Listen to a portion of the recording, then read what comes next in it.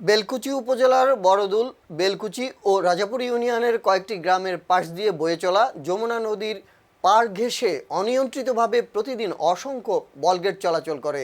এতে বেলকুচি ও বড়দুল ইউনিয়নের বিভিন্ন গ্রামের নদী ভাঙনের আশঙ্কা দেখা দিয়েছে। নাম প্রকাশে অনিচ্ছুক এক ব্যক্তি জানান, প্রতিদিন অসংখ্য বলগেট পশ্চিম পাশ দিয়ে দল বেঁধে চলাচল করে। বলগেটগুলো নদীর এত বেশি পাড় ঘেঁষে যায় যে যা থেকে প্রচণ্ড ঢেউ সৃষ্টি হয়। ঢেউ পাড়ে ধাক্কা লেগে অনেক জায়গায় নদী ভাঙনের উপক্রম হয়েছে। একাধিকবার এলাকাবাসী বলগেটগুলোকে নদীর পূর্ব পাড় দিয়ে নিয়ে যাওয়ার অনুরোধ করলেও মালিক ও চালকরা তা কর্ণপাত করছেন না। এভাবে বলগেট চলতে থাকলে অচিরেই নদী ভাঙন প্রকট আকার ধারণ করতে পারে বলে মনে করেন এলাকাবাসী।